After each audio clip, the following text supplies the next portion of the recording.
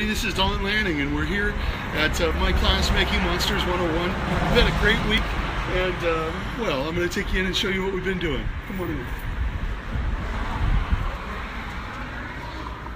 We got Casey on the phone there. And I think we're going to start with you. Give me that phone. Give me that. Hey, everybody. Hello. Here's Casey. Hey, Casey. How are you? Hi. I'm good, thank you. Fantastic. She's going to share her creature with us. This is the creature that I have made and sculpted this week. Beautiful. She is an aquatic alien, kind of resembling a sea star, if you will. I drew a lot of influence from references, sea star references. This stuff is amazing up here. It reminds me of architecture, but it also reminds me of starfish. Beautiful. And look at these soft forms she's got on the ears. Beautiful. And of course, I can see your style in there, and I love it. She's got those beautiful lips, and to go to those beautiful lips out of this architecture style stuff is just fantastic. I think you might have a little surprise on the back. Why don't you sit down and take your time and turn the sculpture towards us? All right. So here on the back, hello, we have a little alien. Oh my God, it's a twofer. It's a twofer. So it's a little crab face, alien crab, kind of crustacean-like, and he's just parasitical, latching onto the back of her head. Yeah, isn't that great? Just a little bit of fun. Casey and I were talking about this the other day.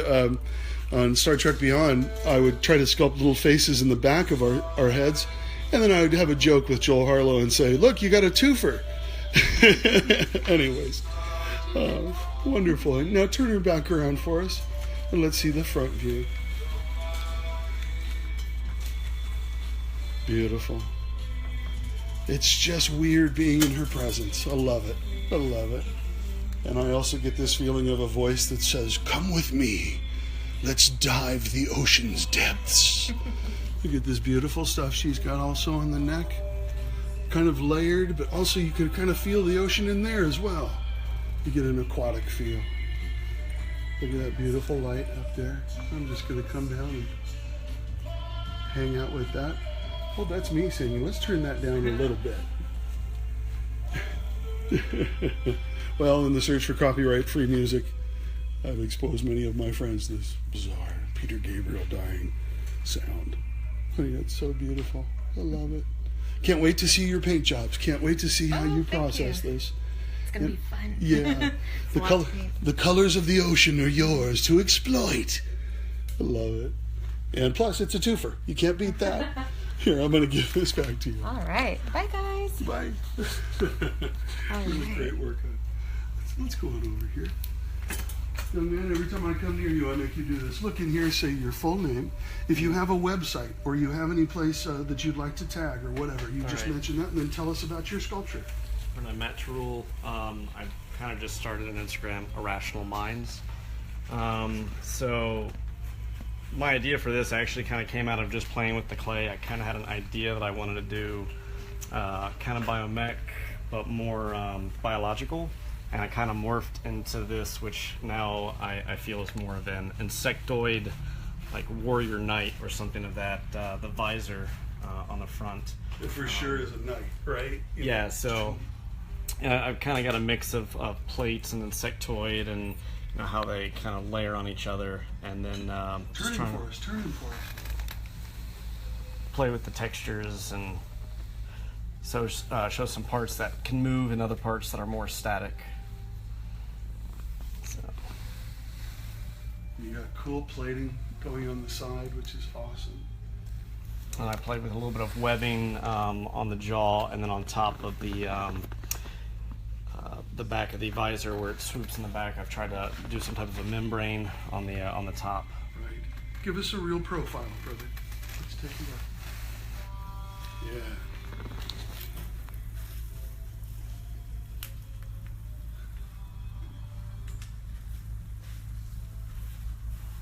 Beautiful. Wonderful, man. Well, that's a big jump from Friday to today. And we're hoping that you're going to mold this and make a latex masks. Definitely. He kept it fairly thin so that the actor or the end user would be able to move and have movement, and which is also facilitated by those wonderful layers or panels on the side. Mm-hmm. Those are also going to move beautifully. Anyways, brother, I appreciate all your hard work and your focus, man. Thanks for the help, Don. This also drives me crazy. I love it because I can feel that this is a plate. That clearly is some kind of plate, calcified piece or fingernail material. But this stuff looks like it can compress and like it would hold on to something like that. Beautiful, really beautiful. Thank you. Yeah. Mikey, I'm going to stop you just for a second. I want you to look in the camera and say your full name for us. Michael Clays. And this is a like a hellbird creature. Yeah, give it a little spin for you. So this thing is wild. I'm going to start back here, and then I'm going to turn this way. He's come on so strong with his detail, and he was doing rake marks, discovering and using the clay zester, and he found that down in the trenches, he was able to get like a little pull, like a little organic pull. And now that was something that we normally would wipe out, but once again, he's looking at it, as he's doing the wipeout, he realizes that little detail feels like a stretch in between each fat roll of membrane. So he left it and has since come back and even sweetened it. This kind of stuff drives me crazy. Look at this. This is such a beautiful area. And also he's developed other different types of detail to plug in. And look at this. That fall is beautiful. Once again, another texture. Another texture. He keeps changing topographies to get different effects. See you in a minute. I'm just going to turn it this way. This is our beak portion, and that just looks wild and wicked. I love it. The mechanical elements, but also more organic design. In these hard pieces up here, look at these swipes and wrinkles he's got. Once again, I do a lot of that kind of stuff too, just to bring interest, but it seems to make sense here. Like this is a bony carapace that holds onto something that's more fleshy, moving this. And this is supposed to be the back of the creature, but I've identified it. For myself, personally, you never know what people are going to bring to art, but they always bring themselves, certainly. And so when I look at this, I see some kind of alien or otherworldly face. And even though that may not be what he intended, that's what my psyche brings to it, and I enjoy that. I also love this. He hasn't really gotten into detailing this today, but the important thing was to get a presentation on our profile. And you can see a lot of great flow traveling with this. Thank you. I appreciate you. Get a shot of his shirt.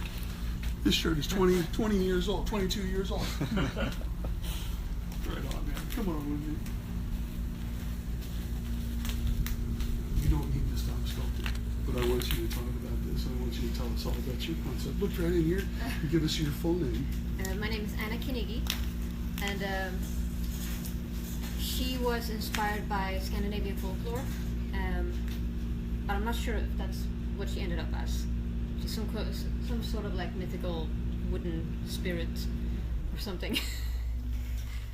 But also part of the Scandinavian thing is in there with she has the symbol, the rune for the birch tree, and also life. And then she has her guardian animal, the wild boar, and he's with her. He's gonna be here. So she's like gazing out over her lands and trying to protect her forest, basically. That's what she's doing. That's pretty much it, I think. Turn it for us a little bit. I'm just showcase. Turn it around. Use a lot of natural objects on there. Oh yeah, I put moss and stuff. I'm gonna add some more. And little tendrils and stuff like that. And there's rocks that I sculpted. I made some branches, stuff like that. Wonderful. Well, once again, thank you for sharing this. Can you hold him up where you think he's going to go? Yes, he's gonna be right here. He's right there. Let me turn it a little bit so she can get a shot. So, is this her like familiar or her friend or? It's like a guardian almost, and then also like when she sees stuff, because she doesn't have a mouth, so she can't like say. Right. He's also a messenger type guy. Okay. He'll run around. But he's So- her little guy. Wonderful. Well, he has a wonderful countenance. Come to the side here. We get this side shot here. I just love that because it looks like him and her are on their way to an adventure, some kind of Lord of the Rings trek that's going to last 8 months and culminate in the destruction of the evil empire. Thank God. That would be cool. Yeah. Thank you so much for your hard work. I want everybody to know everybody has been in here for the last 40 hours, absolutely working as hard as they can. And once again, we're sharing the results with you now. Brother, I want you to stop for a moment. This design is such a triumph. I want to talk about this for a second. He's come in here. I want you to know, everybody, that this design, this concept, the architecture of it, the beauty of it, is all this man. We did one brief little demo that talked about erosion, and I showed him a few things. But this is so much yours. Please jump in. I want you to say your full name and talk. I'm Rob Seal, and my idea was for some sort of like ancient stone golem guardian thing. And my initial concept was a little ambitious, so I ended up scaling back a little bit due to time. But a lot of geometry and like hard angles, and this is kind of a practice in symmetry because the detail only went in today. The last 4 days have just been trying to build up the shapes and stuff, but And it shows. it's lots of cracking and stuff like that. But yeah. May I give you 2 cents on this? Mm-hmm. I hate to say ancient astronaut because I It don't. kind of has like a space jockey feel, a little bit. I'm going to turn it. Whoa, I'm going to tilt it backwards. There we go. You guys check out this profile. This is crazy stuff. This almost feels like a gun to me, or some kind of mechanical apparati. I don't know, but clearly he's got a heavy armored kind of spacesuit. But the profile just knocks me out. There's something sumo about it as well, in that we've got this dominant forehead. Clearly this character, some of us lead with the hips, some of us lead with our chin. I tend to lead with my brow when I'm walking. This character is all brow. He's going to come and headbutt you and knock you out.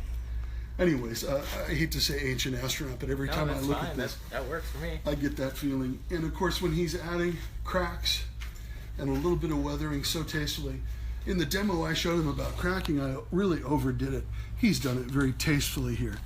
Look how realistic that looks. Just 2 dings. And once again, it's adding history to this piece. But there's also a very ominous countenance in the eyes. He's got a crackly material. We don't even have eyes, but we have this incredible shadow that is evocative of eyes. Anyway, look at all this down in here. So there's a portion that's really probably experienced a bunch of impact, so it's broken up quite a bit. Anyways, beautiful work. He's going to take this home and continue working on it. We're very excited to see what you post in the future. We want to see your paint jobs and all the stuff that you do. It's funny because as I look at this, once again, we were so gung-ho on the erosion. I love what you have here. I don't know that you want to go too much more, but of course that's his decision. Anyways, do you have a website or any kind of thing that you want to share with us? Facebook and Instagram, just Rob Seal, you can find me, and that's where I put most of my stuff. Perfect job. Thank you. Thank you. Right on. So here's my thing. You guys know that I'm a big Alien fan. Those of you that know me will see a patch for the Weyland-Yutani company and what have you. Whatever it is that catches your imagination is great. It certainly caught mine. It certainly caught this young man here. I want you to look over here. I want you to say your full name. Hey guys. And talk about your concept. My name's Roger Baena. You can find me on Instagram as Doom Theory FX. This is a Egyptian statuesque, very Giger, biomechanical female. She's got a lot going on. Very heavy as well. Look at this, you guys. Look at that. I'm kind of starting this out.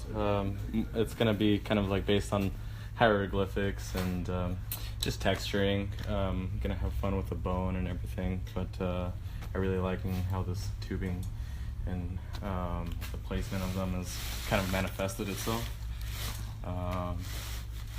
Giger means a hell of a lot to me. I'm really inspired by his art form.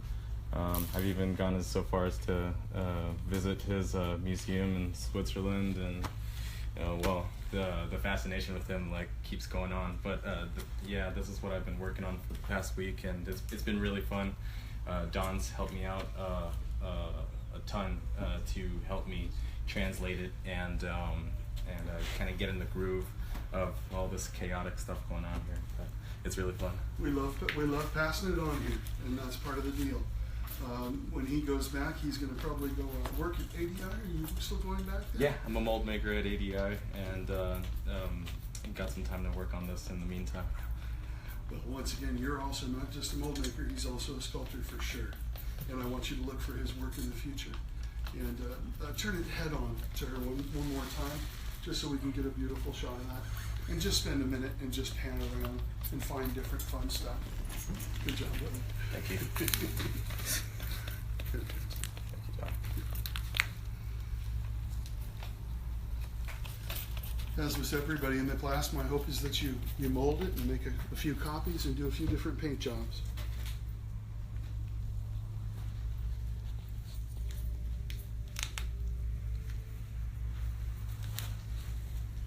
Awesome. I think we're really going to wrap it right there. I want to give a brief thank you to all of you out there. We did a brief post on Monday at the beginning of the class where we talked about what our concepts were. And so I was eager to come back today and show you the result of that meeting and the result of all this hard work. We are going to turn all these heads around tonight. We're going to take still photographs, and everybody's going to be posting coming up here on the weekend. I want you to support and greet and welcome these new artists to our community. I want to thank Berman Industries for supplying us with our clay, AFA in Burbank for supplying us with our head forms, and most importantly the students for coming in and once again really buckling down and really diving in hard. This was an intense class, and we'll be posting also, I hope, a group picture tonight where everybody has got their sculpture in front of them and we're all lined up together, and I think you'll all be astonished at the amount of work that was done. I want to thank Joel Harlow and company for letting me take the week off to come do this joyous thing. Teaching has become a real love for me in my life. I'm still working on movies. I just worked on Lost in Space, and I got some wonderful stuff coming out. But to come in here with these fine folks and spend the week, it pumps me up. It makes me strong. And what a wonderful week we've had here. Thank you guys, and we'll see you next time out there in TV land.